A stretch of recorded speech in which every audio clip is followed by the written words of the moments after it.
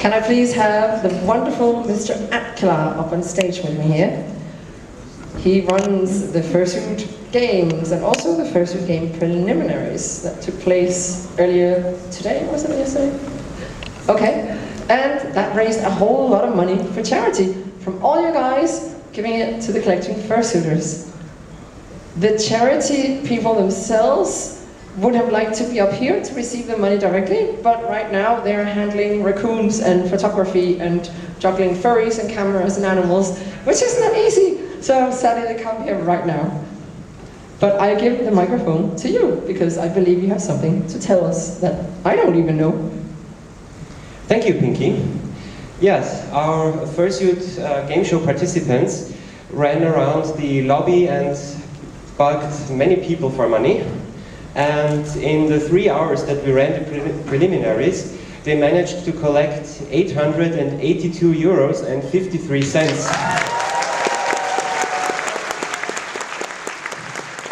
Half of it in small change. On behalf of the charity and the charity team, thank you so much! And next year, give less coins and more notes, for God's sake.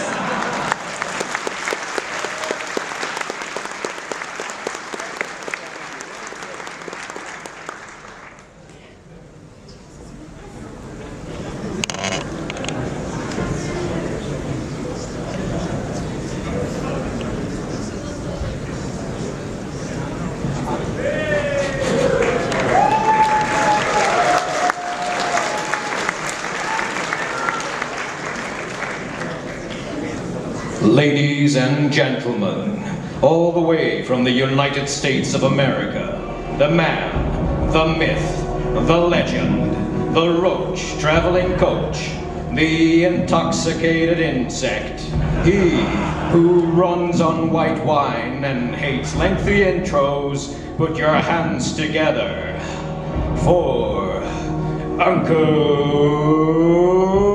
Kage!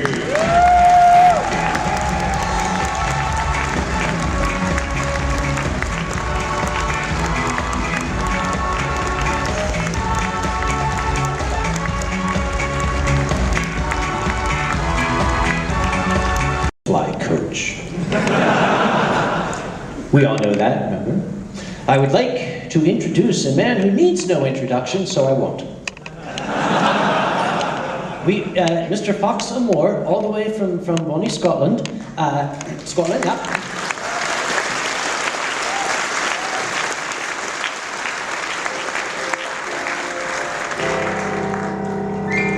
We tried a little experiment, the last convention we were both sharing. I said, let's have some fun. Why don't we have you do a musical accompaniment to my stories, sort of a musical soundtrack.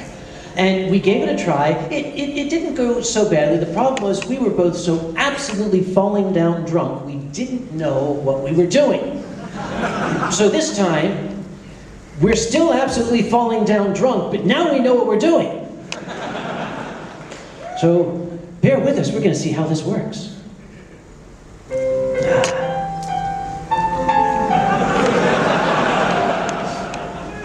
More beer for the fox, please.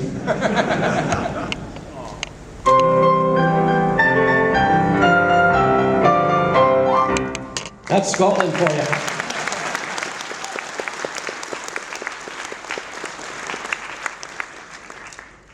As you've heard, I do come from the United States, which is a wonderful, wonderful country that is lying somewhere off the coast of England.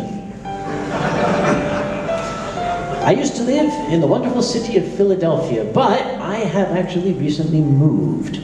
I've moved down south to the state of North Carolina. And it's very, very different for me.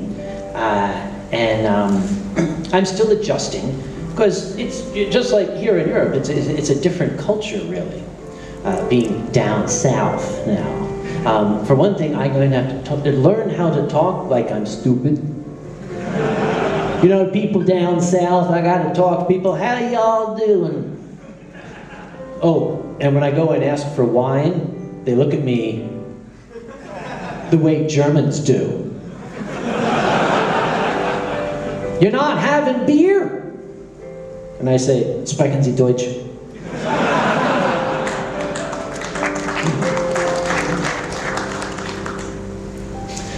Now, fortunately, I have a very, very good friend, a nice young scientist named Ume. She and her family live in the same town that I've moved to. They have two very, very charming little boys. They have Adam and they have Zane. I was recently having dinner over at their house. And, well, Adam is a young boy of about 5 years old. He's very, very precious. He's a wonderful young boy. And we were having dinner, and I noticed that Adam was not eating any of his vegetables. And I thought, yes, it's a terrible thing, isn't it? He was not eating any of his vegetables. So I thought, since the boys call me uncle, you know, it's a friendly thing, I would try to be a good uncle. So I said, Adam, why aren't you eating your vegetables? He said, I don't like my vegetables. So I said, Adam, do you notice why your father is very, very tall and strong and everything, and the way my hair is all gray and, you know, my face does this sort of thing? That's because when I was young, I didn't eat my vegetables. Your father ate his vegetables, and, you know, look at how nice and strong he is. It's too late for me. You really should eat your vegetables. And Adam thought about this, and then he burst out crying. Just hysterically, just couldn't be consoled. He was sobbing and holding his head in his hands. And I did something wrong. And his father said, it's okay, Adam, it's all right. Calm down, you don't need to eat your vegetables. And Adam said, but I don't want to look like him!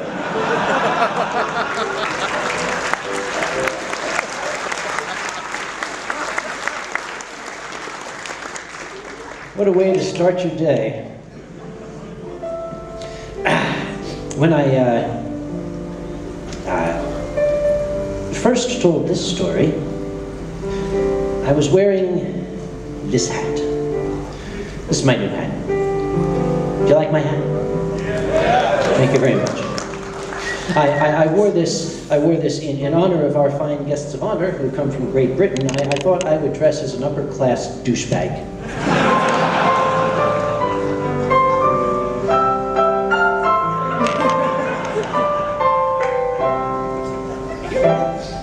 Now, this hat is very, very dear to me. My old hat, I used to wear a fedora, that was my standard hat. That hat wore out. So I went to a hat store, and I was looking for a new hat, and this is the bowler or the derby, depending on what country you're in, and I just, on a whim, put it on. I never considered myself really a derby sort of man, but I put it on, and I was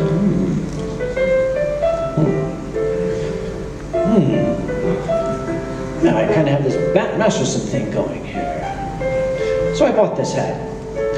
The very first time I wore it, I was going on a plane trip. And of course, you know, in the airplane, I don't fly coach. It's true. Only because I happen to fly a lot. I'm a frequent flyer. So anytime I get on the airplane, they always just scoot me up to the front anyway. My absolute favorite story about sitting in first class happened very recently, and I happened to be wearing this hat. And I was sitting, you know, a business-looking man here, and I had my black coat on, the one that some of you saw yesterday when I came in. That's my standard business wear. And I was reading a business magazine, and it was on the chair and whatnot, and waiting for the plane to take off, and waiting for the flight attendant to bring me my complimentary refreshment. And, you know how the line will back up as people are trying to get into the seats in the back, but there's always a person trying to put a farm tractor in over the top? So the line was backed up, and I happened to glance up, and there was a young man, maybe your age, a young man, had a t-shirt on with a pony on it. It said Derpy. So it was Derpy hooves from My Little Pony.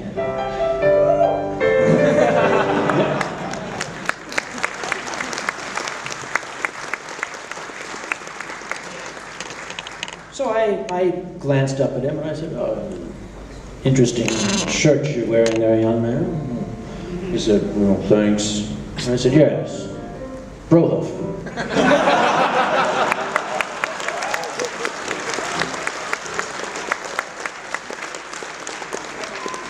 He said, dude, no way! I said, way.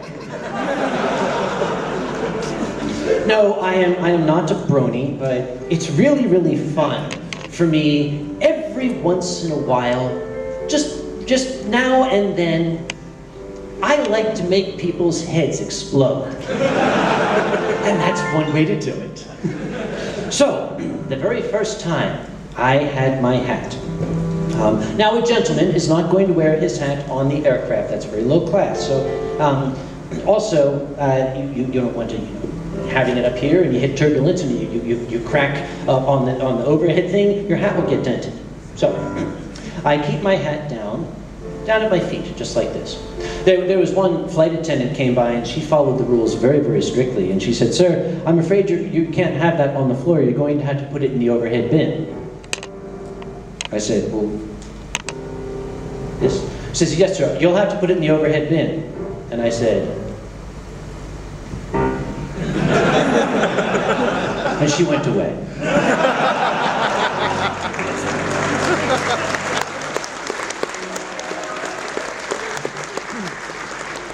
But the very first time I flew with this hat, it was sitting at my feet, and the flight attendant had brought me, actually, this one has more in it, so I'm going to use this one.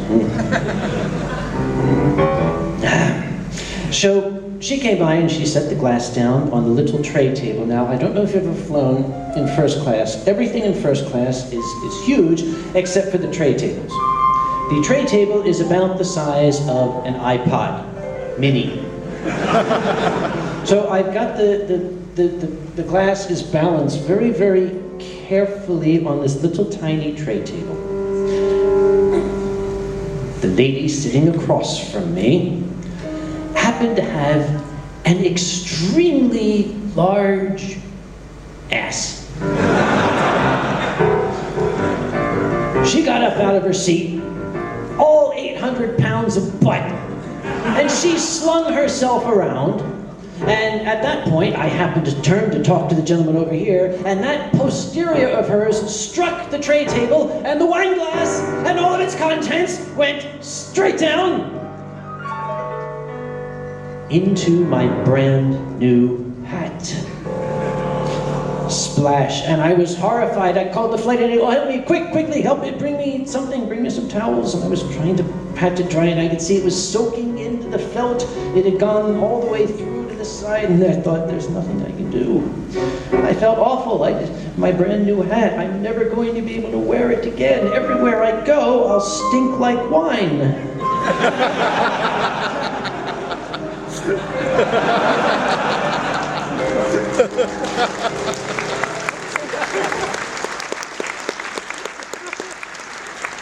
Oh, thank you.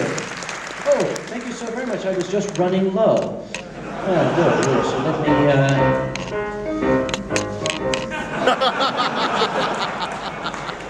Oh, they took care of you too. I love Europe.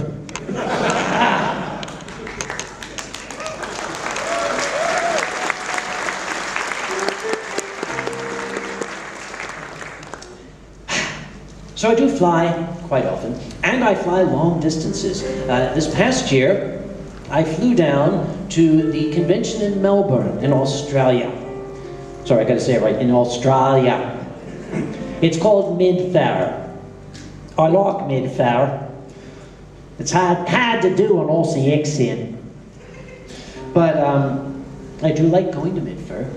I was flying Air New Zealand, or as it's known, Sheepshagger Airlines. Hey, that's not what, no, that's what's printed on the side of the plane. You can see where it's been painted over. They crossed out Sheepshagger and they put in Air New Zealand. I'm sorry, Air New Zealand. You Brits. So, oh, he got that. That took him a second there. It's like, whoa, aye, whoa, oh, yeah. So, I was going to fly down on Air New Zealand, or whatever you want to call it. And The only concern I had was, I don't have any power over that airline, the way I do over some of the United States airlines. You know, when I walk up with you know, the this and the bowler and everything, and I say, yes, first class, please, and they put me up front. No. Air New Zealand, I get on, they say, get your ass in the back. So I was a little bit worried because it's going to be a very uncomfortable flight. I'm getting older. I can't do those airline seats. You know how those airline seats work, right? Okay, you may now recline your seat. Oh, okay, good. There we are. Please bring your seat backs up. Oh, all right, there. So I called them up and I said, what is the possibility of an upgrade to something that I can actually sleep in? And they said, we can offer you the sky bed. I said, ooh, the sky bed. That sounds delightful. It sounds peaceful and soft and cozy and comfortable, and I can picture drifting off to sleep with pictures of little sheep going, oh, there's New Zealand again. So I said to the lady, how much is this sky bed? That sounds like it's for me. And she said, $1,800. I said, lady, for that much money, there better be somebody in that bed. I said, all right, if I'm going to pay that much, you're going to have to tell me what I can expect.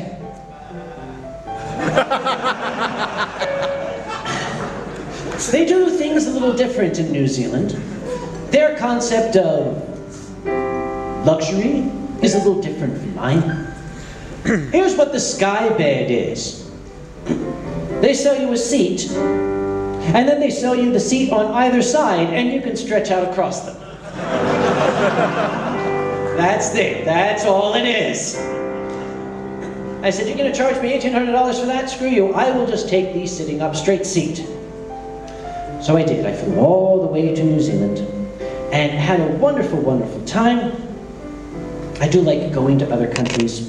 It's sort of my way of decompressing after a terrible, terrible event that happens to me every year, somewhere around the end of June, the beginning of July.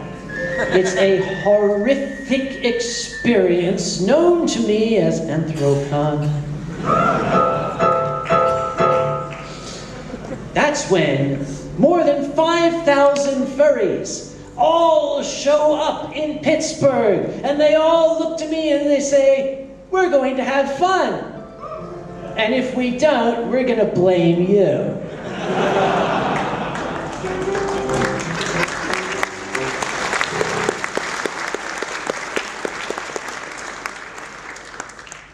This year, as with every year, as the convention was getting ready, I got some volunteers together, and we have equipment in various places in the state of Pennsylvania, where Anthrocon is held. We have the equipment in places that requires me to get a very large truck. The size of the truck is, I think it's about 6-7 meter truck. It's fairly big, but it's a truck that anyone can rent and drive, and it does not require any special licensing for a private person to rent this truck. So I do the driving. I do the driving for two reasons. One, if someone is going to roll the truck over and destroy all the equipment, it's going to be me, not somebody else. And two, you might have noticed I can be a very impatient person. It takes most people 7 hours to drive from the east side of Pennsylvania to the west. 4 1/2.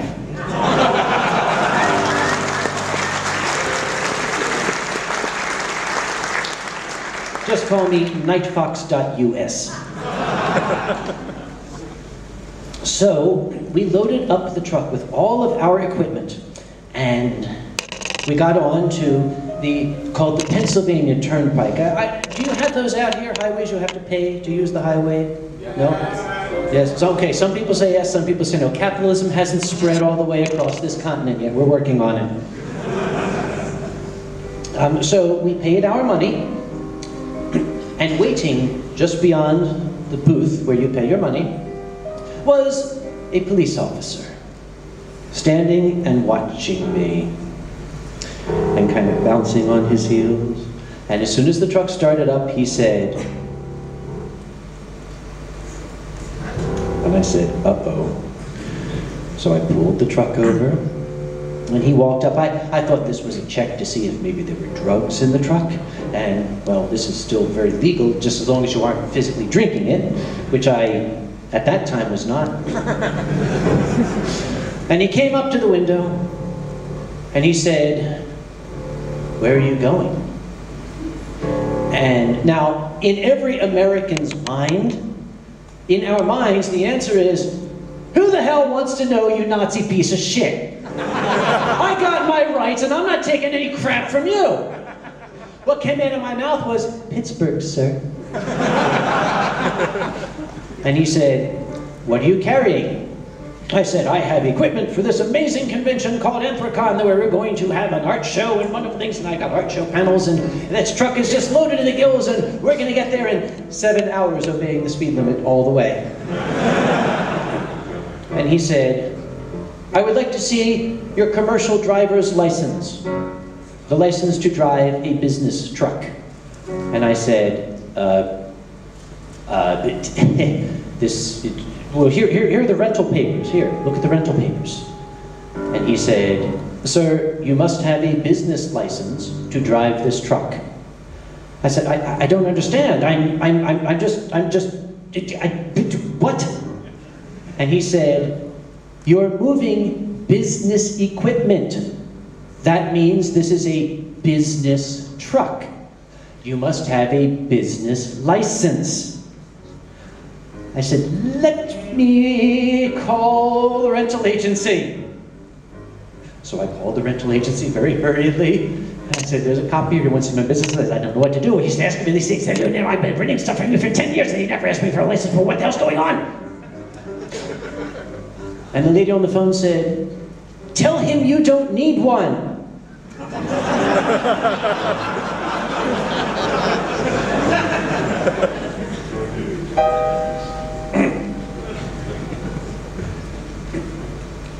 "I don't need one."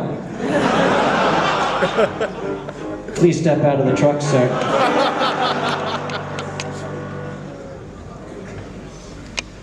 So, what could I do? They impounded the truck.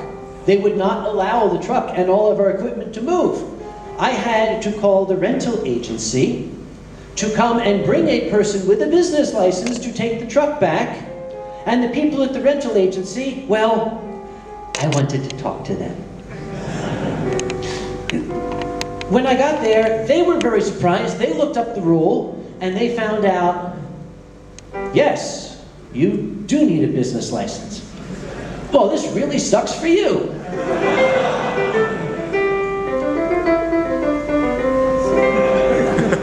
So, how did we fix it? I said, "Write me another contract. Here's my #2 volunteer. Put his name on it." And the volunteer looked at me and said, "What? What?" I said, "You're driving." He said, but I don't have a business license." I said, "We don't need a business license. We're just moving Grandma Kage's stuff from the barn out to her house in Pittsburgh, aren't we?"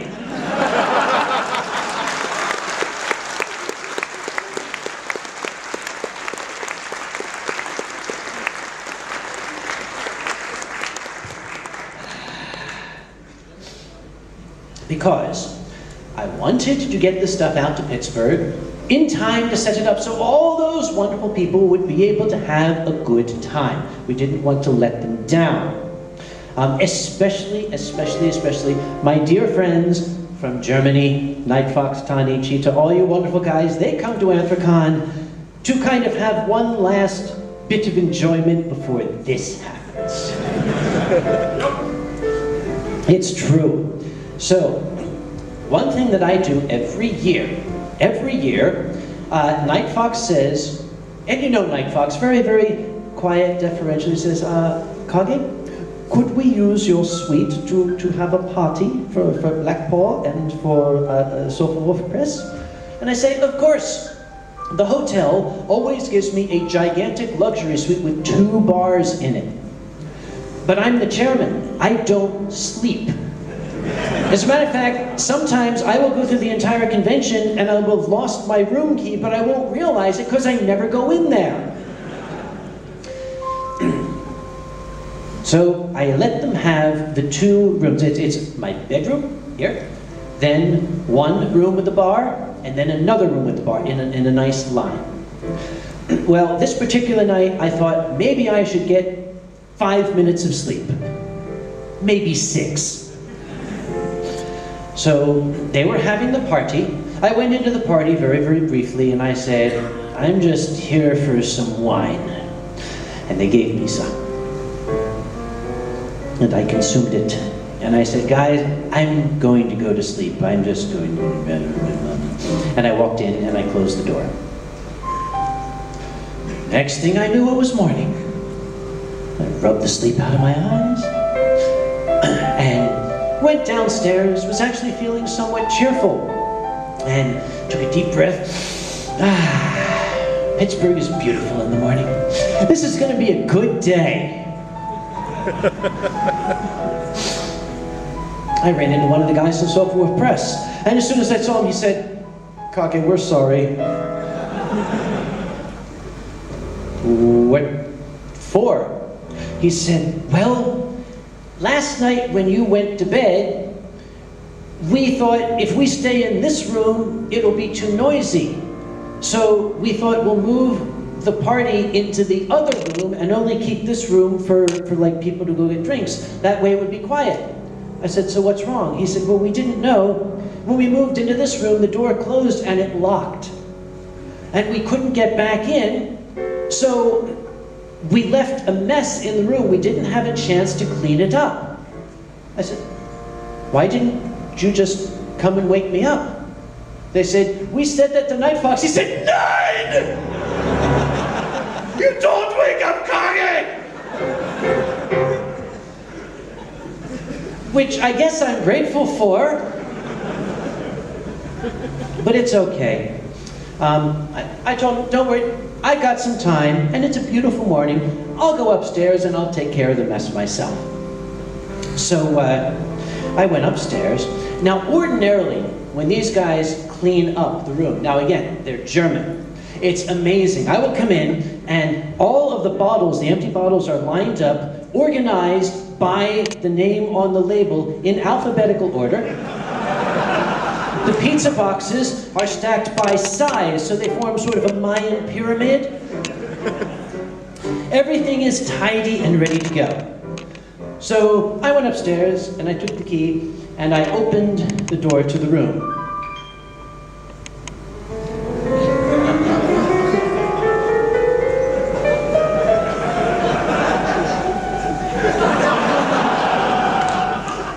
And I went down the hall, and I quickly found the housekeeper, and I handed her $50.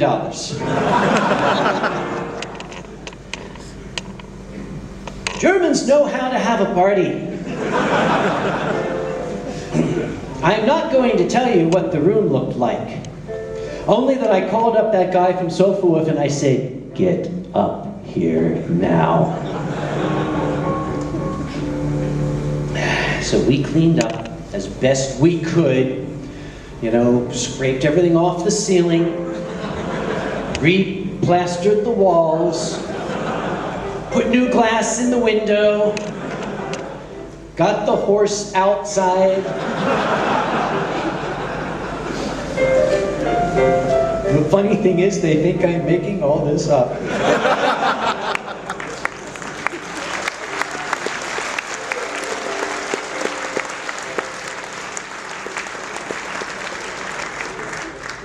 Later on, I said, I want to find Night Fox.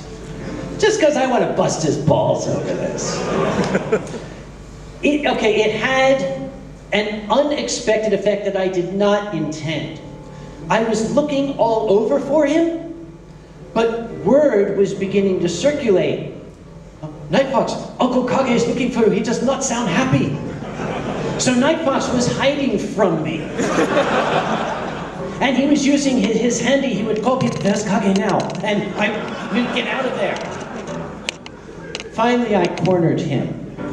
And he said, oh, I feel so bad. Let me give you $50. I said, no, I am not taking your money. I will not take money from you. He said, well, please, then give it to the charity. I said, that's a good idea. You will give it to the charity. And you will explain to them why you're giving it to them. So I took him by the ear like a naughty boy. Took him to the charity table, and he explained the story, and he reached into his pocket, he took out what I think was a little more than $50, and gave it to the lady. Now, this story would have ended very well for me, but it had an unexpected effect. Because the lady was so happy, she threw her arms around Night Fox and said, oh, this is wonderful, you can trash this room anytime you want to.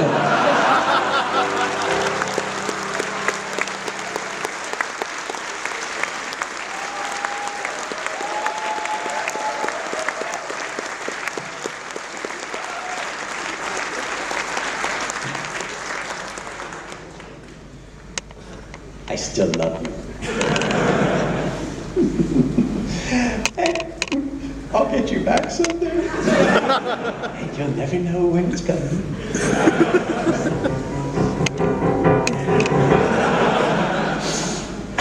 I do love Germany, and these are wonderful, wonderful hosts. They were kind enough to invite me to their Silvester party last year, which they had in that absolutely magnificent castle where Tanya and Nine Fox had been married. They were having a little party there.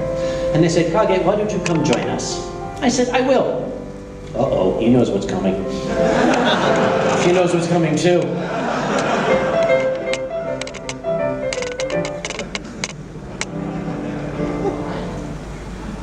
Now let's talk about them.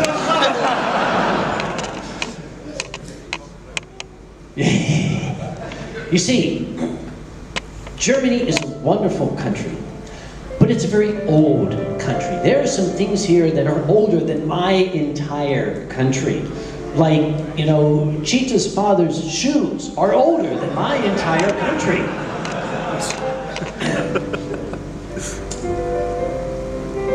Let me explain something. I probably don't have to explain it to you.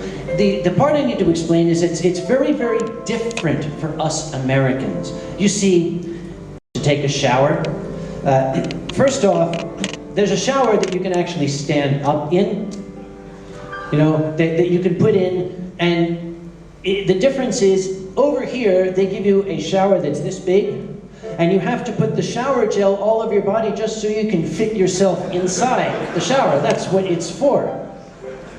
And, you know, if you're American, the water just pools up here. It never reaches down to the drain. But where I come from, inside the wall, there's a pipe that has hot water, and there's a pipe that has cold water, and inside the wall, they mix together to make nice bath water. Over here in this country, especially in older hotels, like the Barenjäger in Kettwig, what they have is they have one pipe that comes out of the wall that has a faucet here. The other end is attached far up in the North Sea, next to an iceberg. The other pipe comes with the faucet, goes into the wall, and then descends into the center of the earth. It doesn't bring water up, it brings up hot lava that then mingles with the cold water, and the two kind of tumble out at the same time, and sometimes you get one and sometimes you get the other one. This is called German shower. So I was being very, very careful. I had put the shower gel on my body so I could fit into the shower, and I brought along a spatula so the water could be drained out, you see? And at some point, the back of my arm touched the pipe that came from the center of the earth. Now, you people are young.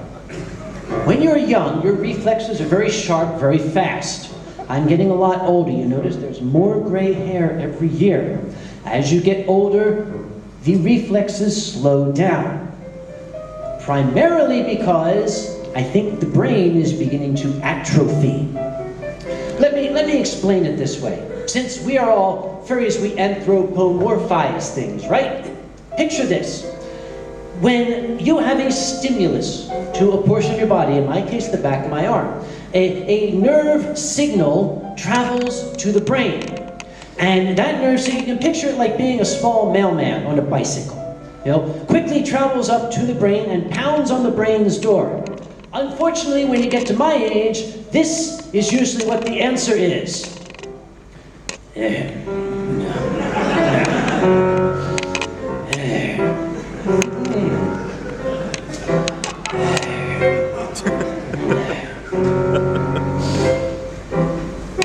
Oh, hi, how you doing? Oh, that's for me. Thank you very much. What do I got here?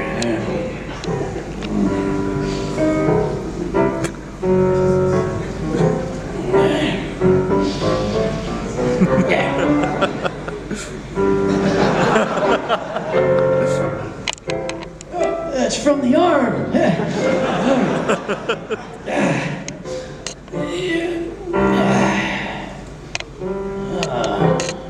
Oh, that's no good. Here, let me. All right, give an answer. I don't know if I do.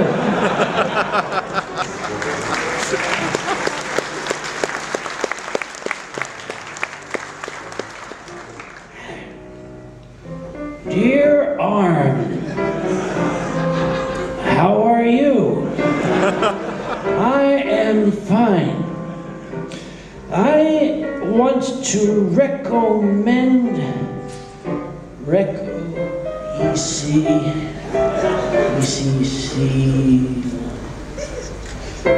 suggest that you move.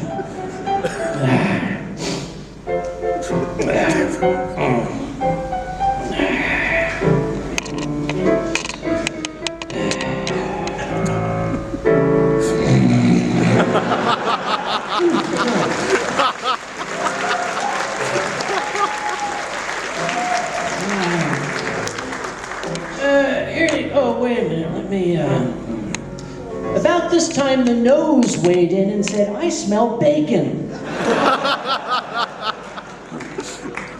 The nerve impulse finally made his way back, and when I pulled my arm away, a substantial portion of cooked flesh remained behind on the pipe going to the center of the earth.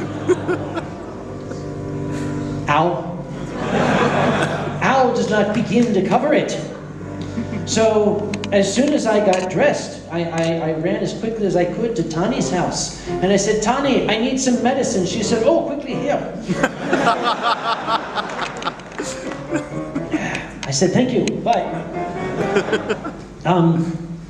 I need this for my arm. Look at this. I can see you through it.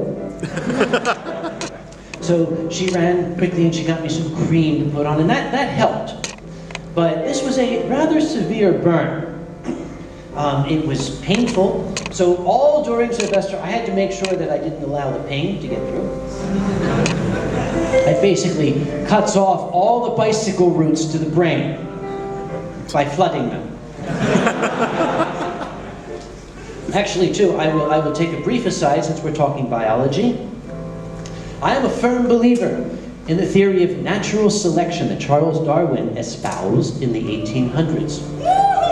Indeed, I am not one of those Americans who thinks that the Earth spontaneously erupted from a volcano 6,000 years ago or whatever.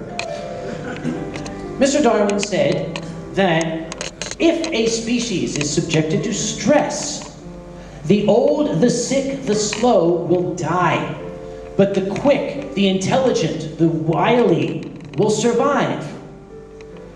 Well, they say that alcohol kills brain cells. My theory is that the old, slow, and sick brain cells will die, but the intelligent, wily ones will live on, so every time I drink, I get smarter.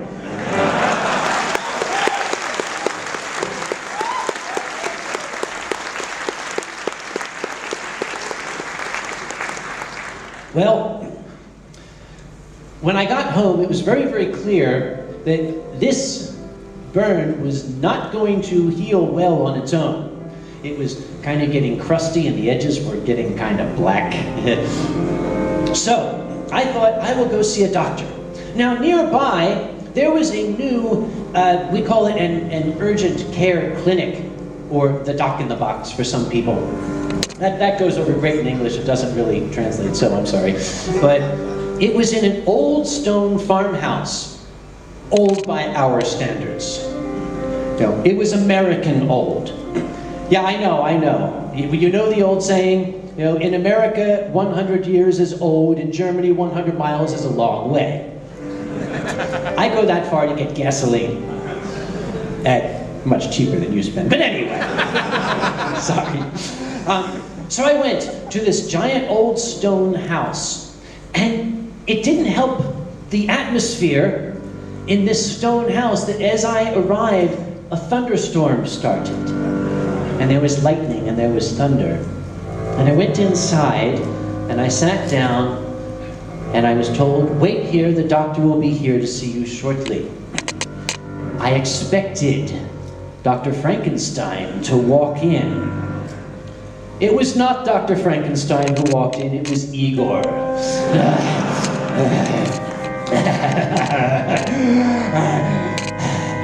How are you today, Mr. Conway? What brings you to my laboratory office? And I said, this. And he said, oh, yes. That's a nasty burn you have, Mr. Conway. Yes. We're going to have to get that old dead skin off. Let me just get this wire brushed.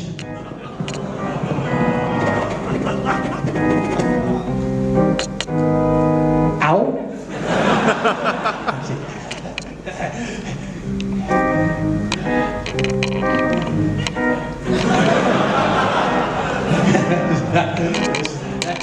That should be quite well, Mr. Conway, as we'll put a bandage on it and call me if you see any pus coming from it. Good day. Funny part is they think I'm making this up. So, I still have this wonderful, wonderful scar on my arm, but I see it as a badge of honor. I see it as my souvenir of my visit to Germany that I will always bring with me. You know, a beer stein would have been nicer, but oh well.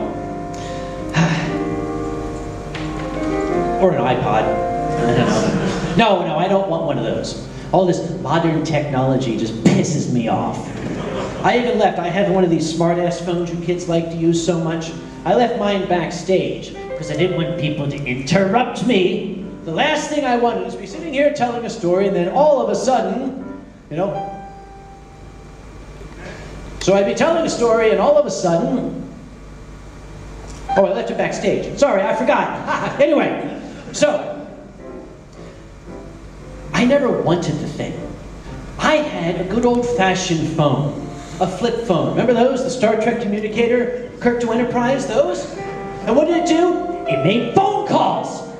That's all it did. That's all I wanted it to do. I have a friend, though.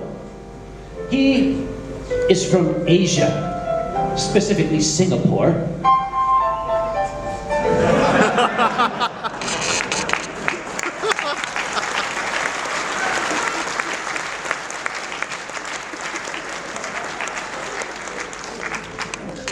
He also works for Microsoft.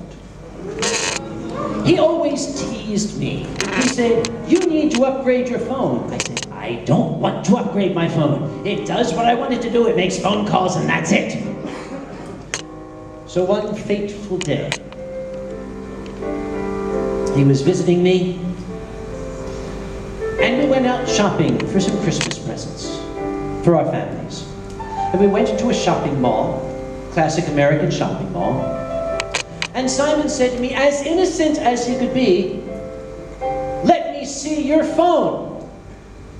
So I said, here. And he grabbed it and took off running.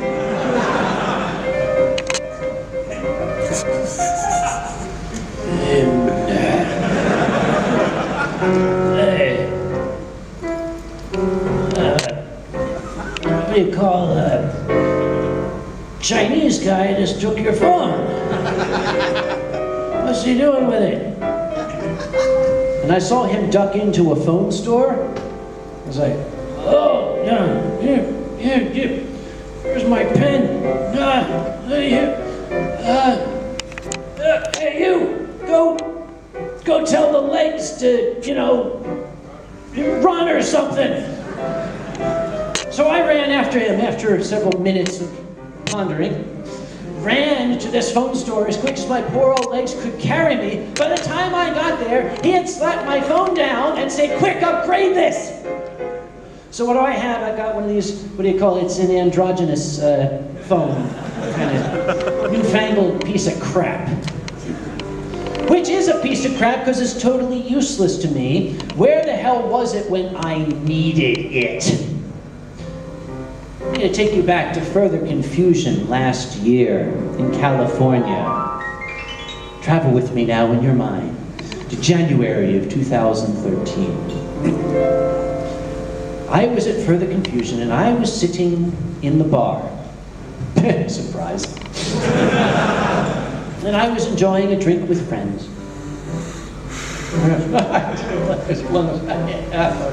Oh, yeah. When a cougar walked in. I'm not talking one of our kind of cougars. I'm talking the other kind. She came in and she sat down next to me. She was already as drunk as a skunk, drunker than a skunk. In fact, I know a lot of skunks. She was drunker than them. She took her heavily painted nails and just sank them into my leg. And she was talking to me, and oh, it's so wonderful to see all you young people having such a good time. And as she was talking, she kept getting closer and closer and kind of pulling my leg, I was like, what do I do? Where I come from, in my era, a gentleman does not hit a lady. I thought, I have the technology. So I'm smiling, being polite, inching back away from her, trying to get as much space. Meanwhile, I'm on Twitter, which is what I'm thinking is the best route to get out my message of distress, which said something to the effect of, Mayday, Mayday, Mayday, Hilton Bar. What did I get? 43 retweets and 83 favorites.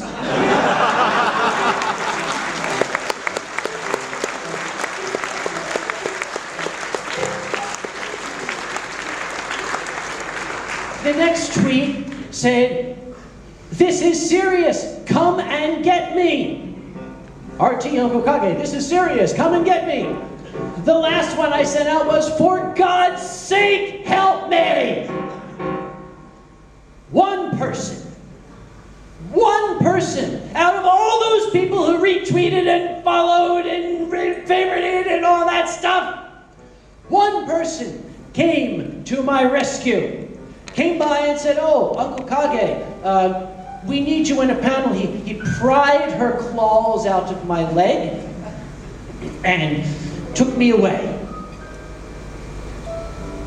It scares me. Because I can just see one of these days, I'm going to go to London. I'll be on the streets of London, and some hooligan's going to come out and stab me in the chest. Tio tells me that happens all the time. I'm going to get stabbed in the chest, and I'm going to fall against a building. Twitter, oh God, stabbed in chest, dying, help. RT Uncle Kage, oh God, dying in chest, LOL. It's gonna happen. It's gonna happen.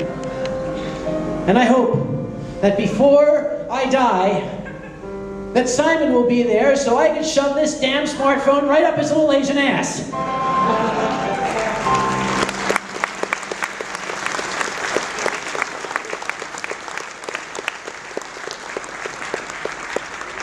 I really shouldn't say that. It's just that I came to a realization a little while ago that was very, very shocking to me.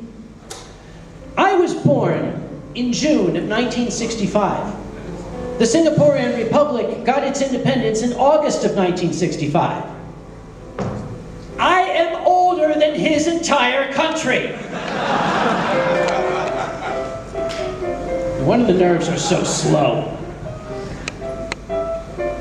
Technology is doing all sorts of other things to ruin my life. Like it took my mother away from me. Since 1995, every Thursday, like a good son, every Thursday, I would go to my parents' house and I would have dinner with them. And I would go into the house and the pots were full of steam and the kitchen had wonderful smells and my mother would be busily cooking. It was a wonderful scene. Then she discovered something called Farmville. She discovered Farmville. Now, when I go to the house, the kitchen is dark. There's no steam coming from the pots, they're cold. No wonderful smells. I'll go into the family room. She has her little laptop computer and she's bent over doing this. And I'll say, Mom, where's my dinner? And she'll say, not now, my cows are at 27%. I'll say, but your son's at 0%. She'll still be typing with this hand while she will reach for the phone and call up the Chinese delivery place. Right on cue, I love it when he does that. So you can take your damn technology, it doesn't help. As much as I can, I do things the old-fashioned way. Like the management of emergencies. That's one of the hats that I wear, not just this one, but I do a lot of things outside of being a scientist. I am actually a scientist, by the way. I don't just wear this for looks. I am also, at least until recently, until I moved, was the coordinator of emergency services in my town. Well, it's a small town. Little town called Malvern. Not a lot happens in Malvern. To give you an idea, just before I left, I had gone into the post office to mail something. While I was in there, somebody passing by had struck my car and knocked the driver's side mirror off of the car. Never saw who did it, he just took off. I came out and I said, where's my mirror? It's gone. So I called the police to make the report. This was the crime of the century. They were there in about 2 minutes. The police officer took measurements with a measuring stick and he took photographs and he interviewed me. He tried to find witnesses and just like an American cop, he made up witnesses if he couldn't find any, and then he made a big report right in front of me and he said, don't worry, sir, we'll find the perpetrator. I said, I just want someone to take my mirror back on, really, it's okay. So Malvern is a very, very little town. But that does not mean that it is not important. When an emergency happens, someone must be there to coordinate the response. That's me. Now, in 12 years of living there, we didn't actually have an emergency for me to coordinate. Until last year. You may have heard of a hurricane called Sandy that struck the east coast of the United States. The northeast coast of the United States, which is not accustomed to large storms. Hurricane Sandy caused billions of dollars of damage, especially in the state of New Jersey. Fortunately, we didn't get a direct hit, but it does not require a direct strike of a hurricane to cause damage. So, as the hurricane progressed, I opened my Office of Emergency Services. I had all of my technology in front of me. Yeah, useless crap it is when the power goes out. Which it did. The power went out, so I had to relocate to the fire station, which has an emergency generator. And I was all ready for this. Okay, the power is out. What's the problem with the power outage? It's cold. This was late in the year, so it was very cold. Without power, people will get cold. There are older people, there are children. These people are vulnerable. So I said, I will open a shelter for them. And I called up a religious retreat house that still had power, and I said, be prepared, I am going to send as many as 100 people to your retreat house, and you will shelter them and you will feed them, and all will be well. I called all of the volunteer firemen in. I called in the police officer. Called him in and said, all right, men and miss, This is what we're going to do. I need all your volunteer firemen. You're going to go door to door. You're going to tell everyone that there is a shelter available for them. Officer, I need you to get on your squad car's loudspeaker and go through the town and announce to people we have a shelter open. And he said, I don't think that will work. I said, no, trust me. When I lived in Arkansas and things would flood, this worked very, very well. He said, no, I mean, I don't know if it works. Dude, it's your goddamn siren with the loudspeaker. See, I've never actually turned it on.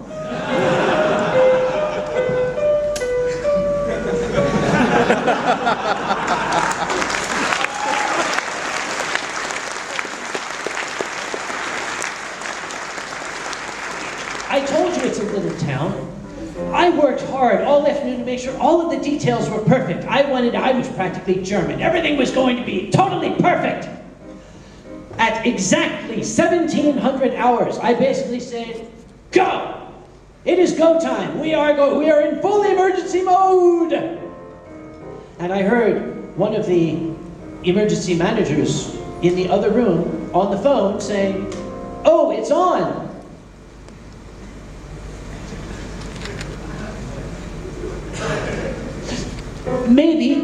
Maybe she's had a fight with her neighbor, and she's saying, oh, it's on!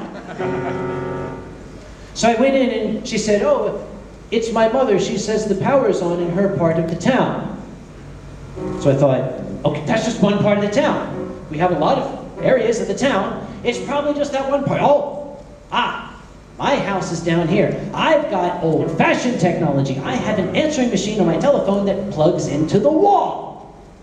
If I dial my number and the answering machine does not answer, then there's no power. So I called my number. It said, a fourth ring to answer. So I listened. I heard 4 rings and then 5. And I was relieved. And just as I was about to put the phone down, I heard my voice.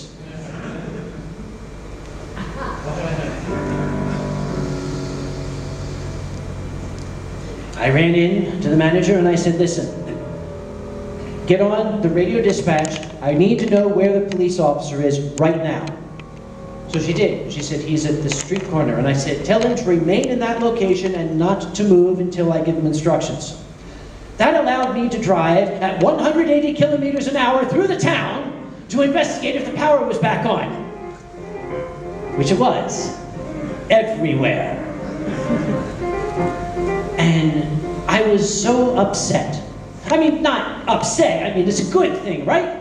But I'd worked so hard. I was in full emergency, but my first emergency in 12 years, and somebody went and fucked it up on me. I went home, and there's a nice older lady lives next door to me. I still had my raincoat on, and my reflective vest, and my big flashlight, and my helmet. I went and I knocked on her door. And she answered the door and I said, you got any booze? She gave me some. And as we were drinking, I thought, maybe I should check on my parents. So I pulled out the damned androgynous and I dialed their number and there was no answer. Then I realized they've got this modern cable technology. Their telephone goes through the cable, which is electrically powered. If their power goes out, they have no telephone service. This is very, very upsetting to me because they're, folks of a certain age. They should have the ability to call for help if they need it. They don't have the ability to call for help. It's dark, it's cold. I'm going to go rescue them. So I got in my car. I drove to their house as quick as I could. The cop was still there because he hadn't gotten instructions from me, but I just blew right past him. I ran all the way to their house, and I pulled my car in the driveway, and I put the high beams on, lighting up all of the windows in front of the house. And I ran to the door, and I pounded on the door. Open, open, open, open, open up. They came to the door. I said, get your things. We're leaving. You're not staying here. We're going to your daughter's house. She has power. Don't argue. Come quickly. Come in. Come in. Come on. Come on. Go. Get in the car. Get in the car. Get the go. Go now. Vroom. And I took off. And from the back seat, my mother said, we were just going to crawl under a blanket and cuddle all night. I looked over at my father, who was sitting like this.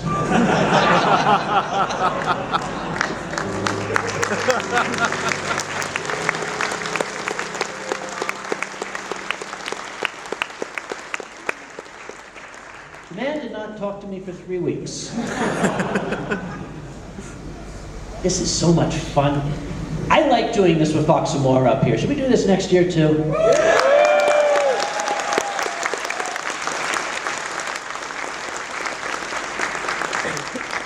Okay, maybe we should let him tell the stories and I'll play the piano.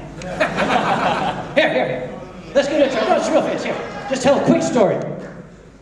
I don't know if they'll understand me in my Scottish accent. They understand me like this, right?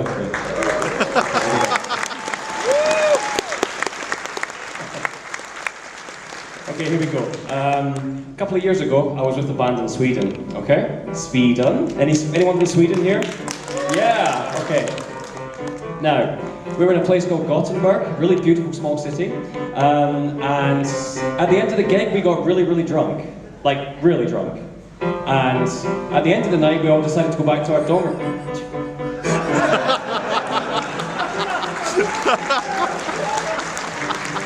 We all decided to go to our dormitory, and the bass player at 4 o'clock in the morning suddenly starts complaining, bass players, because there's no alcohol left. So we say, no, you'll just have to wait until the morning or the afternoon or wherever you wake up. But that didn't stop him. So he went outside, and we saw him walking in the street. Now, normally that would have been okay if he wasn't completely naked. Yep. That pretty much sums it up. So, luckily, only 2 people saw him, one of which was a really old man, who I think probably still has that image in his head even to this day. So, and after that, the bass player, well, when he went to bed, we never saw him until about 4 in the afternoon. And he only arrived just half an hour before our last gig, so there we go. I have loads more stories to tell.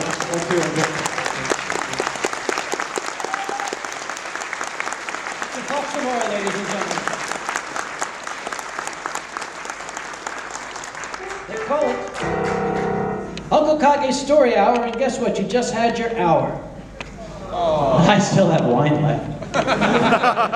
However, there are other things going on in this room. Now, we're going to need everybody to pick up your chair and move it to the sides of the room. We want to make room for a dance in here, a fursuit-friendly dance. So, but I'm not actually going to throw up on my shoes. These cost a lot of money. So, what I am going to do, though, is oh boy. It would be very low class to take all of this out and drink it in the lobby. So, this will have to stay backstage here, and I'll just go outside, and when I finish this, I'll just stare at the empty glass, which will be vacant and meaningless, like my life. So, if you see me sitting out there, weeping into the empty glass, there might be a way to get more stories out of me.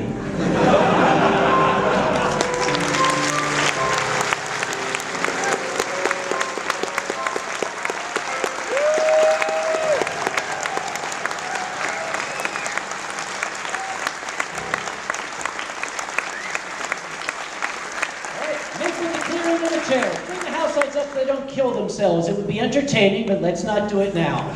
Give them some lights. Chairs to the sides. Thank you very much.